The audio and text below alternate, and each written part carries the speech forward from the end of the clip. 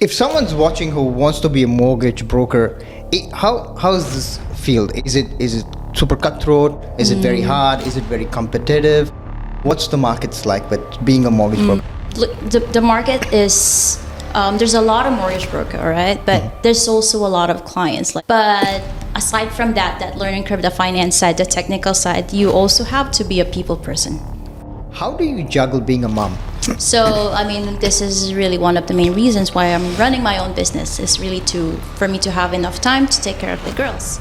Does the bank valuation, when bank valuer values your property, do they undervalue your property? I'm like, what's happening here, guys? Yeah, why is this? It's funny, you know. Yeah. I don't know, like. Does it help with going to a broker, finding the best interest rate? Yeah, absolutely. Who's the most difficult client? Who's the most difficult client? What is this question? How did you get into mortgage broking? Oh, that is an interesting story because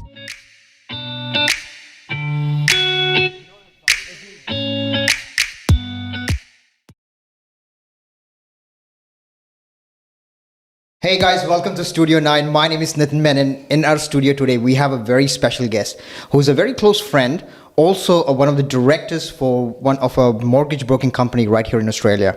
She serves many first home buyers and investors to get into the market. And we're going to talk today about how she does it and what are the tips and trades to get into the market. Let me welcome Sheanne Sarone. thanks for having me, Nitin. Thanks, Sheanne. We are very appreciative of you to coming to the studio here. And let's go through the journey of how did you get into mortgage broking? Oh, that is an interesting story because, you know, I started a podcast similar to this one, but it's not really a video podcast. It was just an audio podcast. And I interviewed a mortgage broker who is also Filipino like me. And I didn't even realize like what a mortgage broker is at that point. But I thought like mortgage broker sounds like they're helping people to get into the property market. And I was also interested in property at that time. So I interviewed this Filipino mortgage broker. I thought because my podcast was called Migrant Mama in Australia. Okay. Yes. Wow. We'll make sure we get that link on our... I think I removed it. It's not in there now. But I interviewed a mortgage broker because I thought it's something that migrants would be interested in because they wouldn't know how property works in Australia. So I interviewed her and it went well. After a couple of months, she contacted me and just asked me, do you want to be a mortgage broker? Oh, fantastic. I'm like, oh, okay. Oh, so... I'll think about it. Oh, okay. I'll check. Does this earn money? Yeah. I checked and I'm like, okay, not bad. I'm going to be a mortgage broker. Okay. That's basically how it was. Is there any kind of like qualification that you require in Australia to be a mortgage broker? Yeah. So minimum, you'd have your certificate for mortgage broking and finance. Some lenders, they will require you to at least get a diploma. Yeah. But if you've had your bachelor's degrees, you don't have to go diploma. So I have my bachelor's degrees in business admin. So I only have the Cert 4 certification, and you need to have your license. You need to have an aggregator behind you. A lot of compliance work, so you'll have to study and everything. Okay. So before you started Mortgage Alley, do you worked under somebody to get all the experience, and then you ventured out of your own, or how does it all started?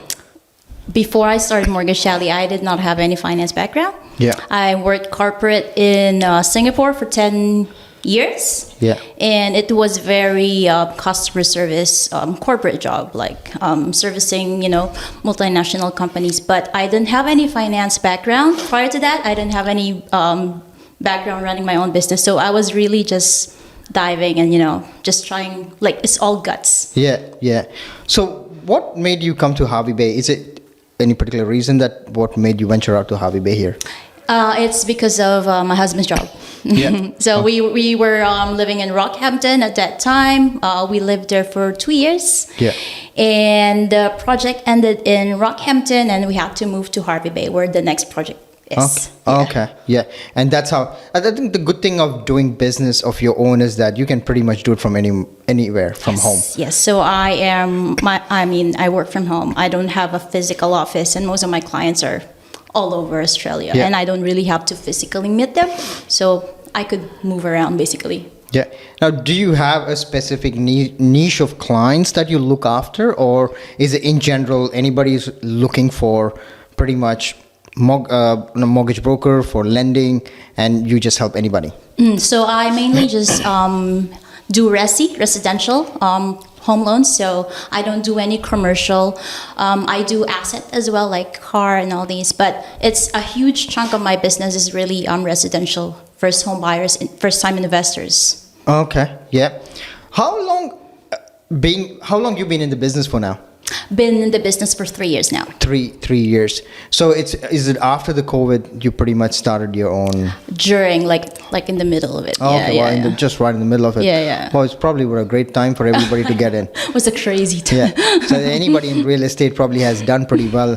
Whoever has started in that time frame. Yep, for sure. So you pretty much kickstarted it. Like when you work for somebody as a mortgage broker, do they give you leads? How? Yeah, so if you work for somebody, yeah, they do. I think it's different for different companies. Some would give you leads. They will pay you like a certain amount of salary per month, but they get your commission or trail.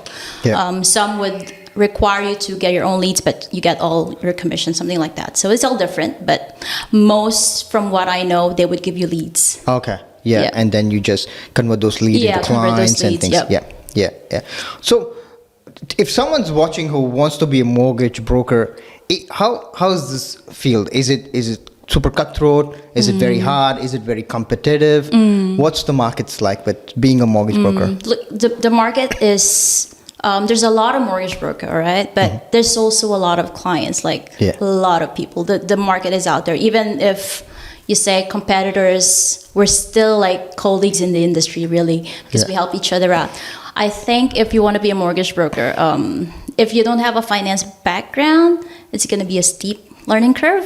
Okay. But there's a lot of compliance nowadays, that we have to go through just to get a loan lodged.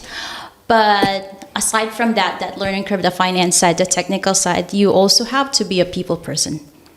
First and foremost, like this industry is really a people industry, so you need to want to, be like talk to people, really help people.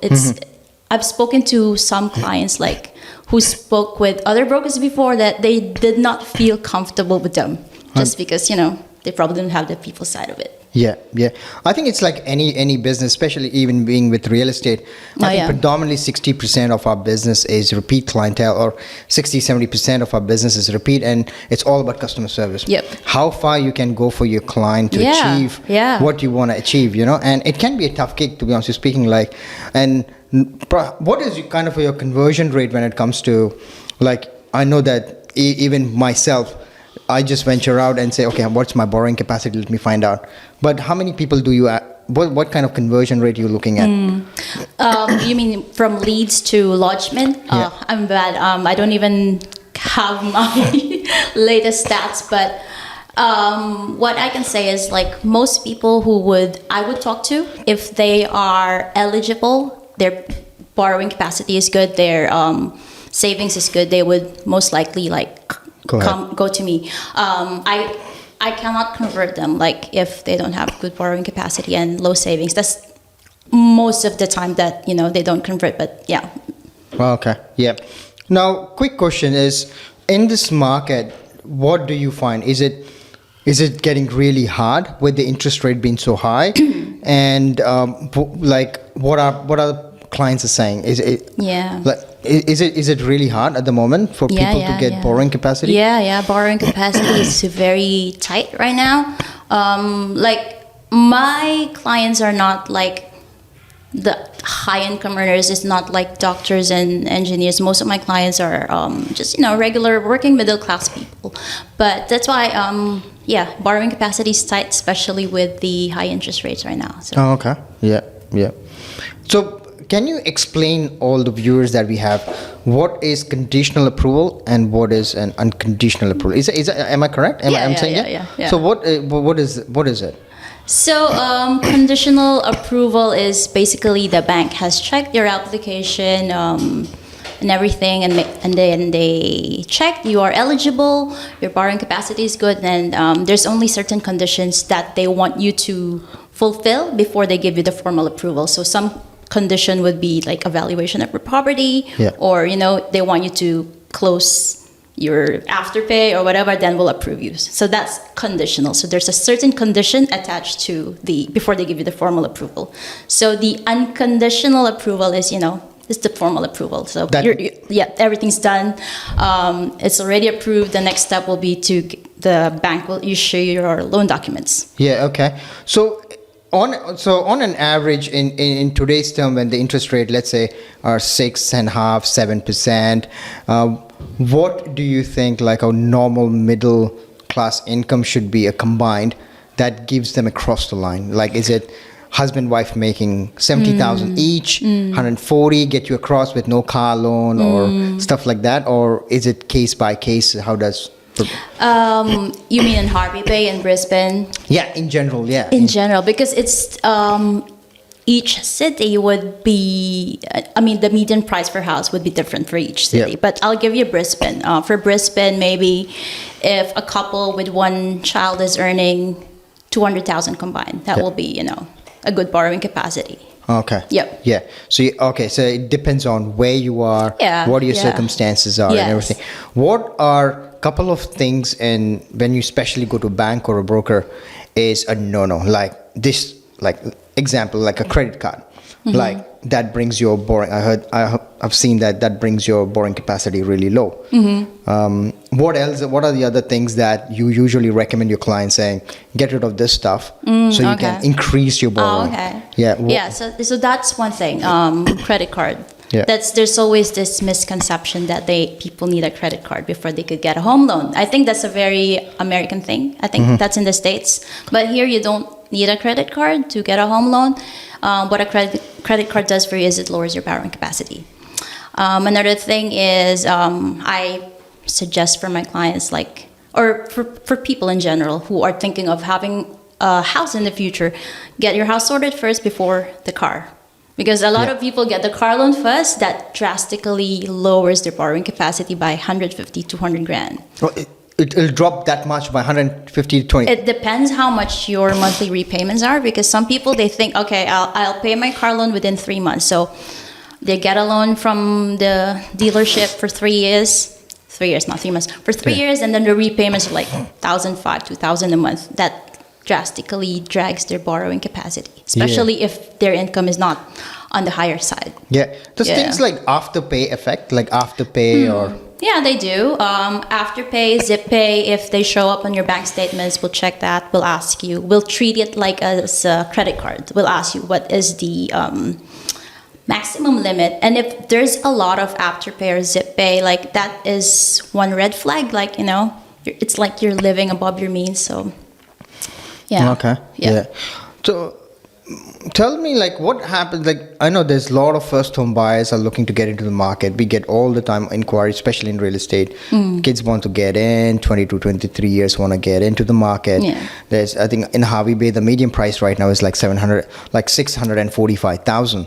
So I think it has put a lot of people pretty much off the back burner now. Yeah. So what do you suggest a first home buyer who wants to get into the market and want to borrow, like save up more, or what would you suggest usually? Like, and what's a time frame that you say, hey, come back in 6 months time, come to me and I'll make sure we get you across the line? Or So look, if income, first and foremost, income is not there, like if the income is really low, that is an issue. So you need to find a better paying job. You need to find a casual job, a second job. So that is really one thing, because people always ask me, how can I improve my borrowing capacity? Well, the very first thing is income. You have to increase your income, then lower your debts, right? And for those people who don't have enough savings, which is a second problem aside from borrowing capacity, we have certain, first homeowner grant, we have first home guarantee scheme. These are all government schemes that could help you get into the market. And we have, if you have parents who have their house, we could get a guarantor loan for you guys. So all those things, if you're in a profession, nursing, accounting, all these things, there's all sorts of LMI waivers just to help you get into the property market with lesser deposits. So these are all the things that are available to you right now. But yeah, I would say the biggest really would be income. Yeah. Okay. Yeah. Yeah. So what is? I know there's a lot of people. Probably a lot of people don't know what is LMI. LMI is lender's mortgage insurance, okay? Yep. So basically, it's really a insurance that you have to pay the bank if your deposit is less than 20%.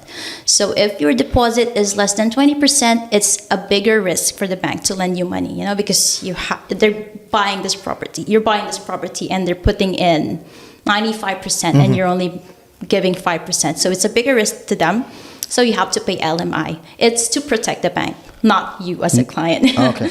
So that's pretty much an insurance for the bank. Yeah. Saying you go bust, you don't pay. Yeah. We got it covered. Yeah. That's the insurance. Yeah. For them to recuperate the money, Yeah. But I think probably 90% of clients nowadays looks like everybody gets into, because 20% deposit is some serious money. So for 700,000, you're talking 140,000 cash.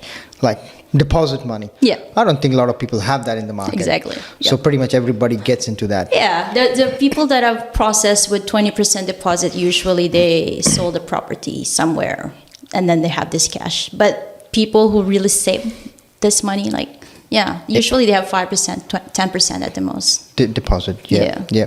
What are current government schemes that is going for first home buyers at the moment?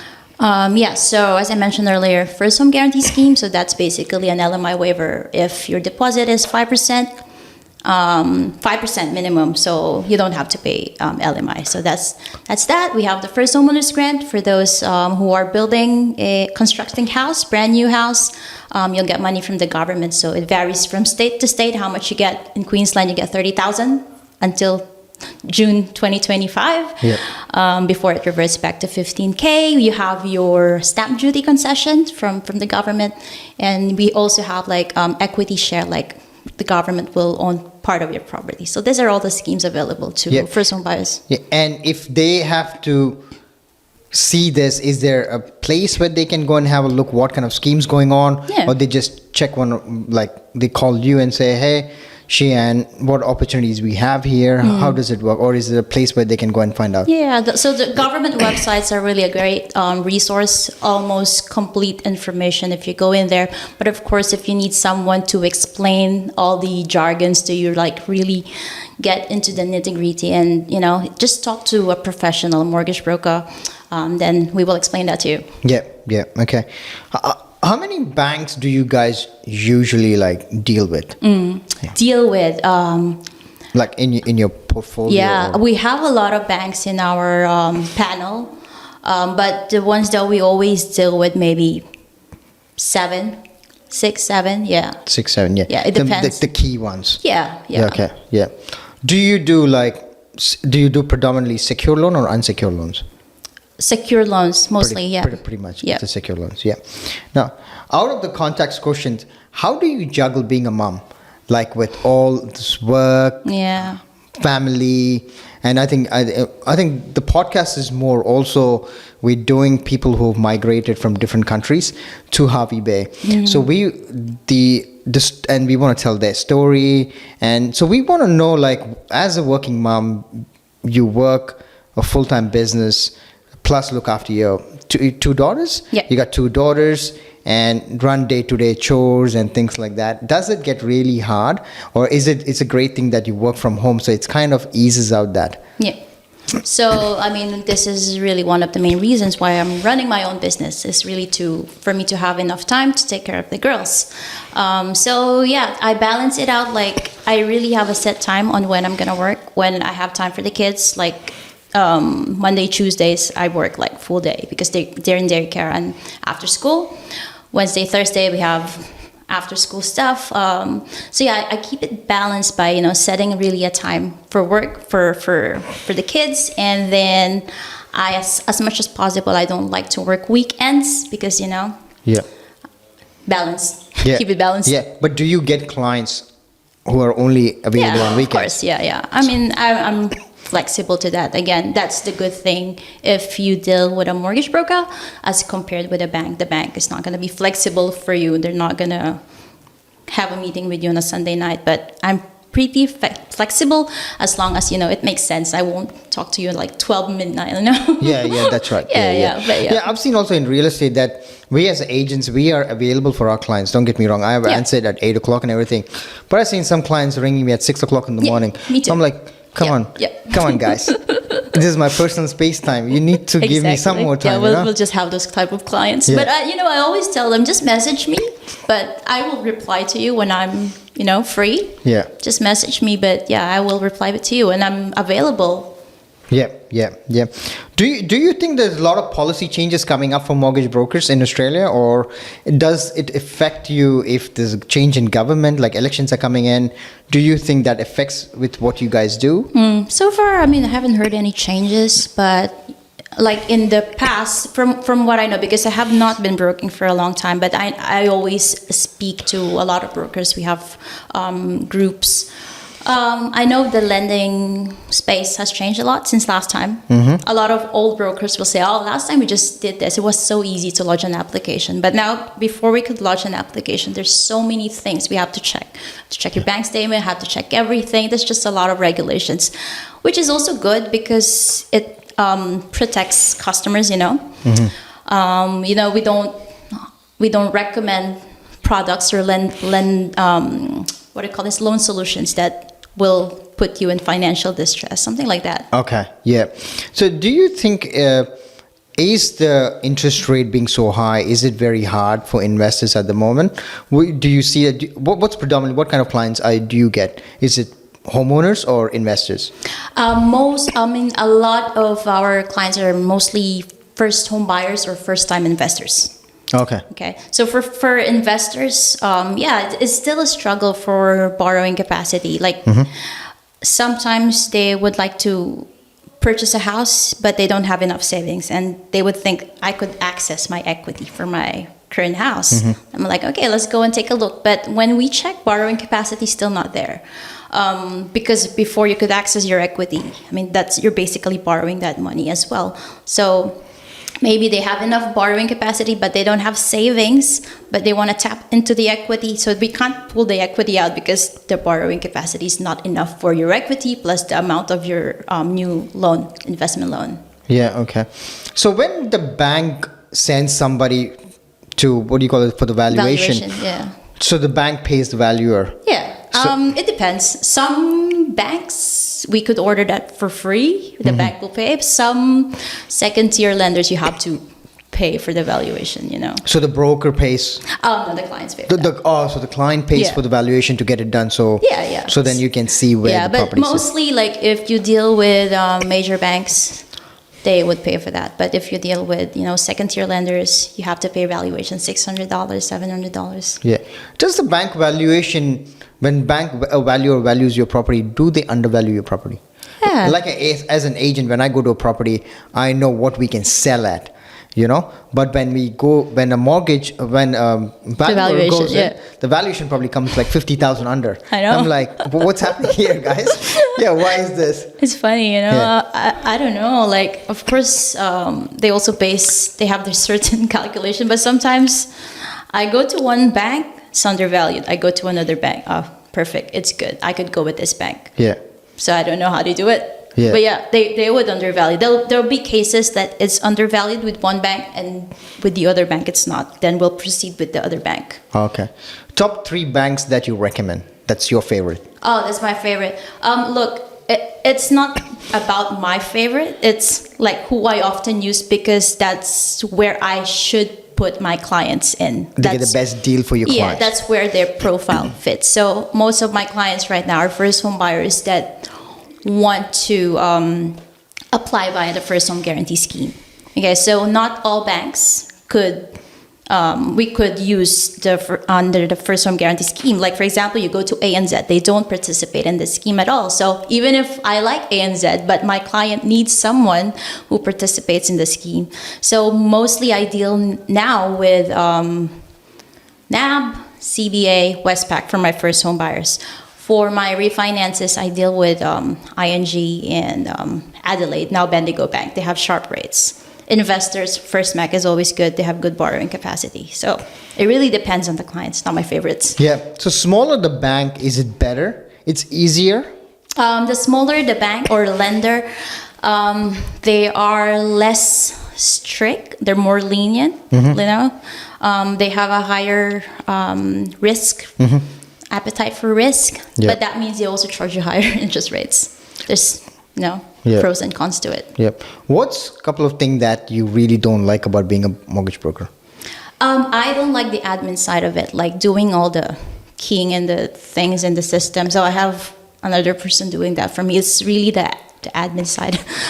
I think I'm too old for that. Doing admin and putting all those numbers, the pay slips. I mean, I like working with numbers, but it's like the administrative side of it is just like, it's too much, like the documentation and everything. So I have another person doing that.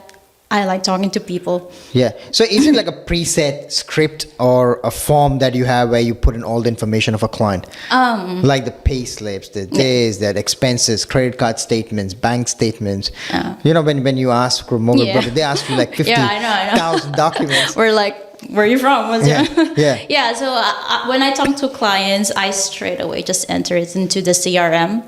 So that we don't do double job. I write it here and then I'll ask my admin to enter. So I straight away key in my CRM. So there is a stage in there like, okay, get your name, get your income, expenses and all that. So Okay. What is the most rewarding part of being a mortgage broker?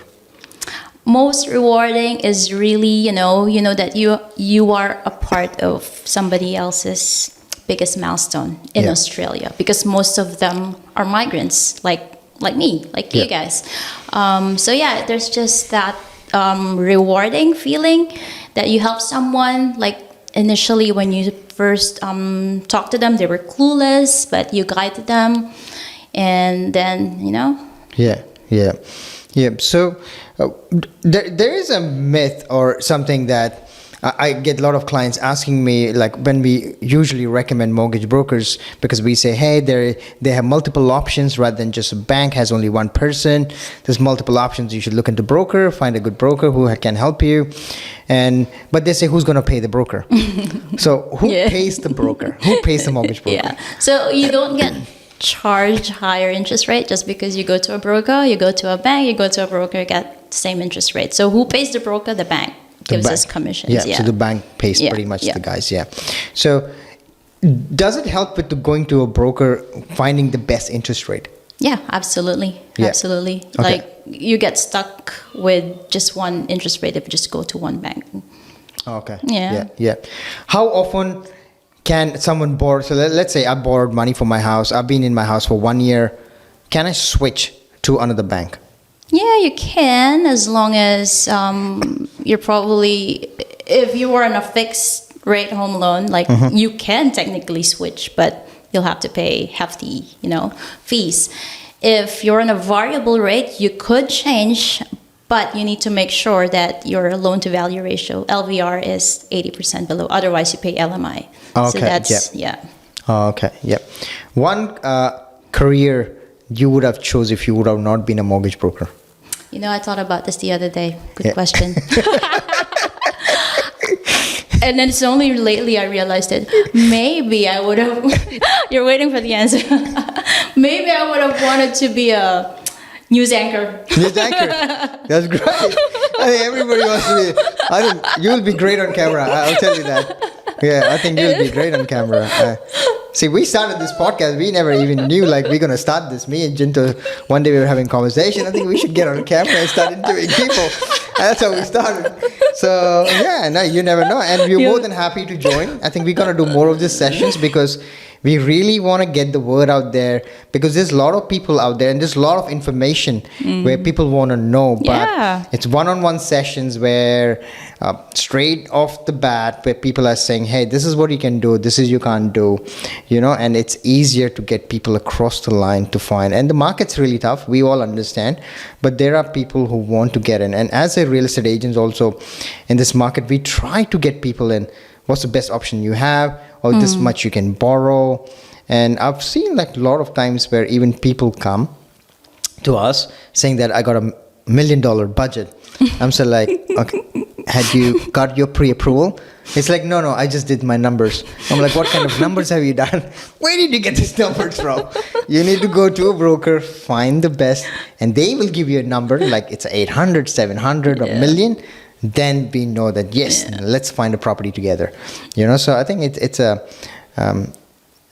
I think 3 years ago, it was really easy when the interest rate was so low. Yeah. But I think things are getting really, really tough. I think people's savings are pretty much dried up. Yeah. All right, one advice to younger kids who want to be a mortgage broker. What are your, say, hey, what you should do, what you should not do, and especially for people from overseas who's migrated here and looking for a career change, what would you recommend? For them to be a mortgage broker? I would say, again, like they really need to think, is this something, I mean, it also applies to any other career change. Is this really something that you want? Before you really dive in and study and get your license and all that, you need to really check, because again, the learning curve is steep. Money is not bad, especially if you're going to get a lot of clients, if you really have, I think if you want to be successful, you also need to have, a community, like to get more leads and clients and everything. Yeah, okay. What is a good success rate on a mortgage broker when you spend certain amount of time, let's say 3 years, 4 years, 5 years, that's when you start establishing. Yeah. Like in real estate, for an example, when they say if you do 3 years, 4 years in real estate and you consistently have some sales and everything, I think you have crossed that really hard bed of being a real estate agent, and then you kind of ticked away and you're doing pretty well for yourself. You do things like that. So what it's with mortgage, because nobody sees you, because you guys are just behind the scene thing that you do and everything, and a lot of stuff is for you. I think it's word of mouth. Yeah. When you do someone across the line, a difficult client, and they say, oh, go to Sheanne, she will get you across the line, So what do you see? Is it like a couple of years before you actually start getting established? How? It depends, There's a lot of brokers, like superstar brokers, like 6 months, they're like making tons of money, but most of them have banking backgrounds, they have connections, all these. It's really about connections, As for me, I came here, migrant, nobody, and I didn't know anybody, no friends, no family. So if you are like me, it's going to be a bit difficult, but on average, I would say 2 years. Yeah. Okay. Once you get that 2 years, and you'll get a good client base, and again, referral. Once you have your first set of clients, you'll refinance them after 2 years. So that's another thing, Just one client doesn't end there. You refinance them every 2 years. Oh, okay. Yeah. So if they want to, they purchase their owner-occupied property, then investment property after 2 years. So just one client, it multiplies. Okay. Yeah, that's right. Yeah. Who's the most difficult client? Who's the most difficult client? What is this question? This question is, who is it? Like, is it someone like who has too much money, or any like Asians are difficult? Yeah, in general. Okay, I'm not gonna go into beer.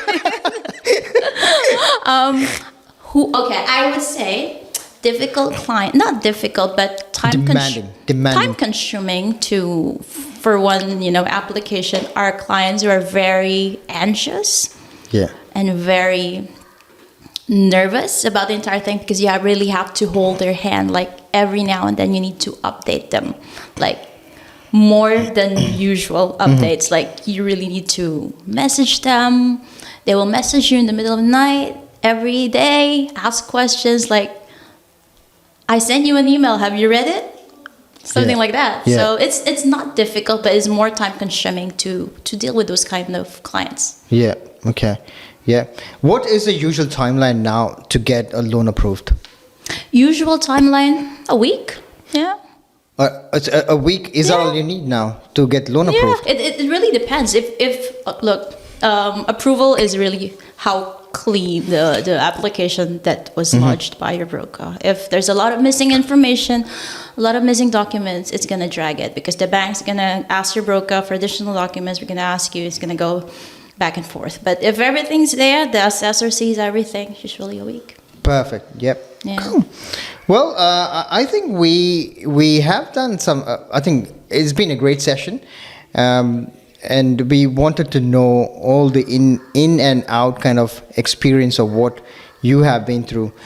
Do you have any plans to venture out into franchise or stay within your boundaries, or is it where you're comfortable with? Yeah, no, I'm not gonna go into franchise. I'm pretty happy with the brand that I built. Like, I don't have any plans of hiring other brokers for now. So I'm just happy being a solo broker plus my staff, admin staff. But who knows what's gonna happen in the future? Maybe it's gonna be a group of companies.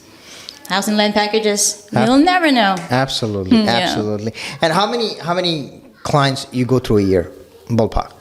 Oh, I don't know. Good question. In a year. Like, You guys are gonna calculate my salary now. No. Is it very hard? Like in general, for real estate agents, like we can go through some serious number of clients, but the conversion is probably like 30%. Like okay. 30% of our business lot, is usually we convert, but on an average, my phone call, I probably do like 25 phone calls a day. That's a lot. Yeah. 25, probably 20 phone calls, and especially in this market because market is pretty down. But on a good season day, we can do some serious sales. So it is the same thing with mortgage, because you must be getting a lot of people just making, hey, I want to check my borrowing capacity. Every day. That's also one of the time consuming. Like, it's not just like direct clients going to us. We have our referral partners asking us, hey, how much the borrowing capacity of this, how much, when they're just trying to pre-qualify clients. So it's a lot, in a day. That's why it's really good that I have someone helping me out, because just calculating borrowing capacity alone in a day, like if they send you 10 people, they want to check, it gets a lot. All right. So apart from not working, what's the thing that you like to do? The best thing that I like to do? Yeah, like if you're not working, what do you like to do? I like to do karaoke. Yeah. Well, guys, if you're a Filipino, everybody loves karaoke, because my wife is Filipino and that's what they do: drink and karaoke. That's right. Travel. When you travel, do you do a lot of timeouts, or is the Christmas period is your kind of break for mortgage brokers? Like, oh yeah, look, mortgage brokers. Yeah, it's the Christmas season that is the break for us. Yeah, kind of the quietest time. Yeah. But before, like, I don't know, from last year leading to Christmas, this was crazy for me. Like, I don't know, like, this is from last year. I haven't been broken for a long time, so it's not like a lot of Christmases that has passed by. But last Christmas, it was a bit crazy leading to Christmas. I don't know why. Well, we probably will say end to today's podcast, where I think it was been a great session, Sheanne. You have had shared some valuable input as a mortgage broker. I think we'll do another session in coming months where you can share more input on what the market is doing, how things are going, and probably hoping the interest rate is lower and the market starts picking up, and you can do a whole different session on different dynamic of people, what they're doing and everything. So thank you very much for coming to the podcast. I think it was a great session, and Thank you. Thanks for having me. Yeah. That was fun. Yeah, thanks, guys. And if you are looking for a mortgage broker, Mortgage Alley is the place to go. Sheanne, do you want to share your website details or anything to the audience? Yeah, sure. So if you need a mortgage broker, home loans, refinance, construction loans, investment loans, I'm your go-to person, mortgagealley.com.au. You can send an email to info@mortgagealley.com.au. Perfect. Thank you very much. Thanks, Sheanne. Thank you.